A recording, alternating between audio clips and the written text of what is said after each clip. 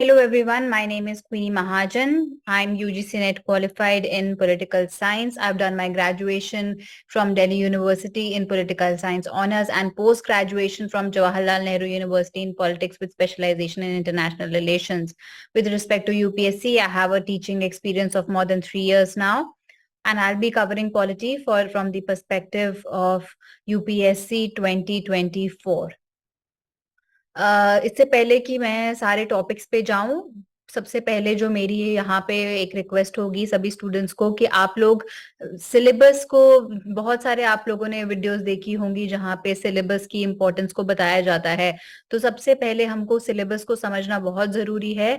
Syllabus में क्या क्या कंपोनेंट्स हैं, स्पेशली जो जीएस पेपर 2 मेंस की जो लिस्ट है लंबी, क्योंकि प्रीलिम्स के लिए जो टॉपिक की लिस्ट है वो बहुत एक एक वन लाइनर स्टेटमेंट में दी गई है। So but for the GS paper mains 2 it is an exhaustive list, and a lot of themes, undercurrent themes are included in that। और वो जो themes है वो repeatedly यूपीएससी उसमें प्रीलिम्स में भी उन्हीं themes से ही क्वेश्चंस पूछता है, और उन्हीं themes में से मेंस में भी रिपीटेडली वही टाइप के क्वेश्चंस आते हैं। तो सबसे पहले हम लोग क्या करेंगे इस लेक्चर में, हम लोग टॉपिक्स को शुरू करने से पहले हम एक बारी इसके सिलेबस को पढ़ लेंगे। जो पॉलिटी का सेक्शन है, जीएस गवर्नेंस का नहीं, सिर्फ पॉलिटी का सेक्शन हम लोग कवर करेंगे। जीएस पेपर प्रीलिम्स में जो सिलेबस है उसमें सिर्फ एक लाइन में पॉलिटी का सिलेबस मेंशन्ड है। लिखा हुआ है कि Indian polity and governance, constitution, political system, Panchayati Raj, public policy, rights issues etcetera etcetera बोल के यूपीएससी ने इसको टू बी कंटिन्यूड टाइप का ऐसे खुला छोड़ दिया है। But it is not that simple. You have to cover two important sources. One is Laxmikanth, Indian Polity by M. Lakshmikant. I'll show you the book. It is Indian Polity by M. Lakshmikant, and the other book is Constitution at Work, NCRT. तो आपके basics clear होंगे अगर लक्ष्मीकांत से, तभी आप लोगों को current affair समझ आ पाएगा, और तभी आप लोग जो क्वेश्चंस हैं पॉलिटी के, जो एवरेज अप्रोक्सीमेटली 13 to 20 में से हर साल इतने ही रेंज में से क्वेश्चंस आते हैं, आप लोग वो क्वेश्चंस अटेम्प्ट कर पाओगे। तो और हमने देखा कि एक लाइनर का ही है, बट हमको वो पूरी बुक कवर करनी है, इसीलिए। और बुक में काफी चीजें कुछ टेक्निकल भी हैं और कुछ फैक्चुअल है, तो हमको टेक्निकल चीजें भी समझनी है और फैक्चुअल चीजें भी समझनी है और कॉन्सेप्चुअल चीजें भी याद रखनी है, बिकॉज कॉन्सेप्ट, टेक्निकल, फैक्चुअल, ये तीनों एरिया से ही क्वेश्चंस बार बार रिपीट हुए जाते हैं। Let us go through the syllabus of mains GS paper 2। सो इंडियन कॉन्स्टिट्यूशन अभी बात की गई है।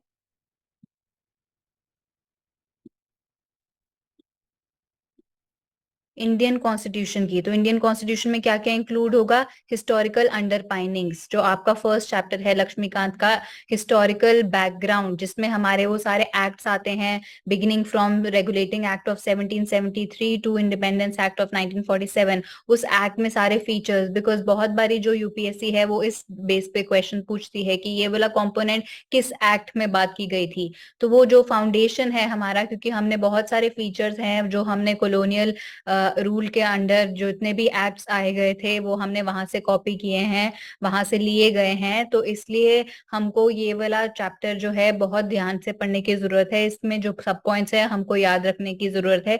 ये हमारे हिस्ट्री के लिए भी काम आएगा। तो अगर कुछ क्वेश्चंस हो मॉर्ले मिंटो रिफॉर्म्स पे, मॉन्टेग-केम्सफोर्ड रिफॉर्म्स पे, सेपरेट इलेक्टोरेट किस ने इंट्रोड्यूस किया था, हमारे जो अंडरलाइंग थीम्स हैं जैसे बाई कैमरलिज्म हो गया, वो बाई कैमरलिज्म कब बाई कैमरलिज्म का मतलब कि जो पार्लियामेंट, जब हमारा जो लेजिस्लेचर है वो दो हाउसेस में डिवाइडेड है, to houses, the legislature is divided into two houses, the upper house and the lower house. For example, lower house in is Lok Sabha, lower house is Lok Sabha in our Indian Parliament legislature's case, and upper house is Rajya Sabha। तो हमको ऐसी under, तो शुरुआत उसकी कहाँ से हुई? शुरुआत उसकी हुई गवर्नमेंट ऑफ इंडिया एक्ट 1919 से। सो ऐसी चीजें हमको इस पर्टिकुलर चैप्टर हिस्टोरिकल बैकग्राउंड में बहुत सारी चीजें पता चलेंगी। ऑर्डिनेंस मेकिंग की शुरुआत वहां से हुई, इंडियन काउंसिल एक्ट ऑफ 1861। तो ऐसी काफी चीजें हमको शुरुआत में ही पता चल जाएंगी जो कि हिस्टोरिकल बैकग्राउंड में है। देन एवोल्यूशन, इवॉल्व कैसे हुआ हमारा कॉन्स्टिट्यूशन, कैसे चेंजेस लाए गए, कैसे हमने काफी सारे सोर्सेज, काफी इंस्पिरेशन ली directive principles of state policy Irish constitution से, कैसे हमने फंडामेंटल ड्यूटीज की इंस्पिरेशन ली, कैसे हमने इंक्लूड किया provisions with respect to vice president, president, कौन से कॉन्स्टिट्यूशन से हमने किया, तो इवॉल्व कैसे किया विद टाइम, क्या क्या फीचर्स है कॉन्स्टिट्यूशन के, यूनिटरी है कि फेडरल है, और किस प्रकार के यूनिटरी फीचर्स हैं, किस प्रकार के फेडरल फीचर्स हैं, all that will be covered in this particular section. Amendments, amendments क्या क्या प्रोसेस है, कौन से प्रोविजन सिंपल मेजोरिटी से अमेंड होते हैं, सिंपल मेजोरिटी क्या होती है, इफेक्टिव मेजोरिटी क्या होती है, स्पेशल मेजोरिटी क्या होती है, स्पेशल मेजोरिटी प्लस रैटिफिकेशन क्या होता है, और कैसे इवॉल्व किया गया, इंपॉर्टेंट अमेंडमेंट्स कौन से हैं, कौन से सिग्निफिकेंट प्रोविजंस हैं हमारे कॉन्स्टिट्यूशन के, जो, और बेसिक स्ट्रक्चर क्या है। सो बेसिक स्ट्रक्चर पे प्रीलिम्स में भी क्वेश्चन पूछा गया है, और ये एक इम्पॉर्टेंट थीम है मेंस के पर्सपेक्टिव से भी, तो ये हम कवर करेंगे।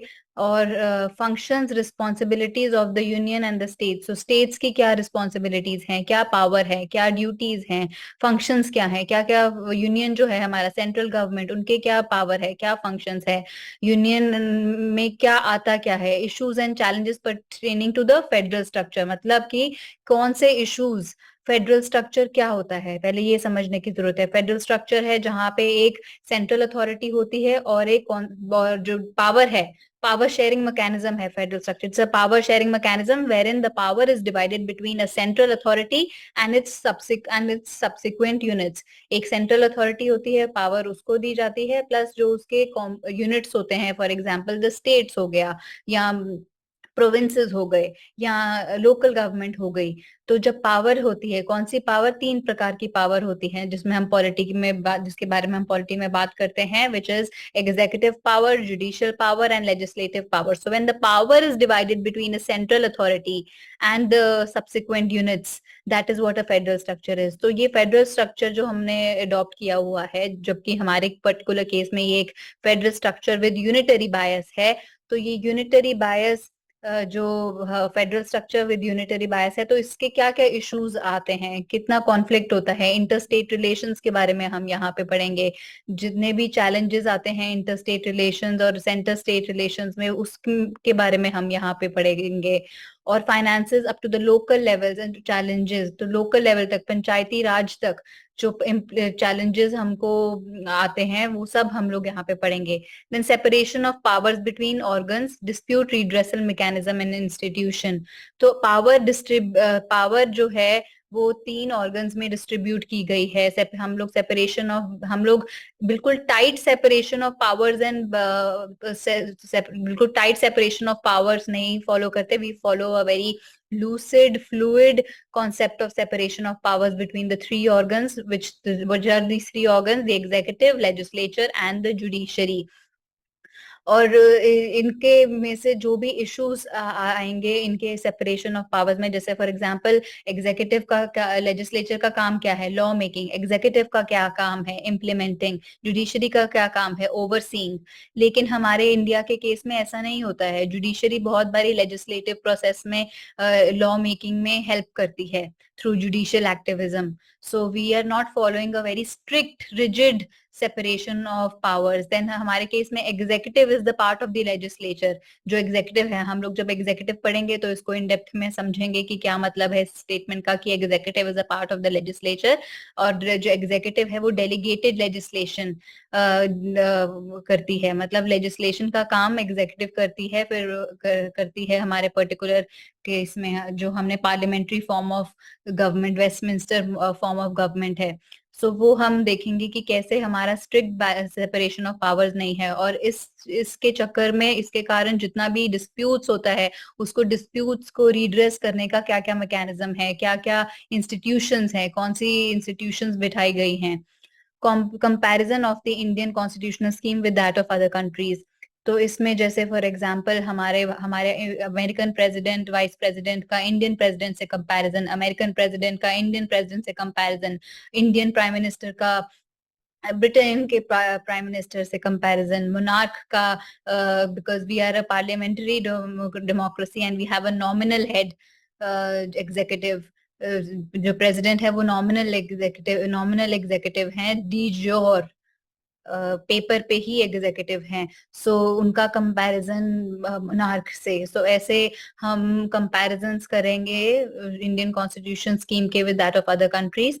Then parliament and state legislature, parliament का क्या स्ट्रक्चर है, क्या फंक्शनिंग है, क्या प्रोसीजर्स होते हैं, रूल्स ऑफ बिजनेस क्या है, कंडक्ट ऑफ बिजनेस क्या है, जीरो आवर क्या है, क्वेश्चन आवर क्या है, नो कॉन्फिडेंस मोशन क्या है, सेंसर मोशन क्या है।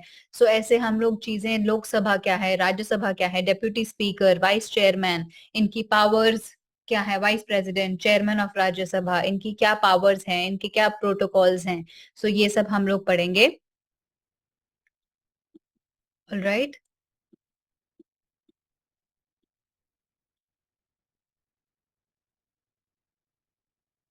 Then structure and organisation and functioning of the executive, executive किसको बोलते हैं, एग्जीक्यूटिव में कौन कौन आते हैं, एग्जीक्यूटिव में जैसे प्राइम मिनिस्टर आते हैं, प्रेसिडेंट आते हैं, काउंसिल ऑफ मिनिस्टर्स आते हैं और अटॉर्नी जनरल आते हैं। फंक्शनिंग ऑफ जुडिशरी, जुडिशरी में क्या क्या है, सुप्रीम कोर्ट, हाई कोर्ट्स, लोक अदालत, सबऑर्डिनेट कोर्ट्स, फिर कुछ और भी मैकेनिज्म्स हैं जैसे नालसा, फैमिली कोर्ट्स।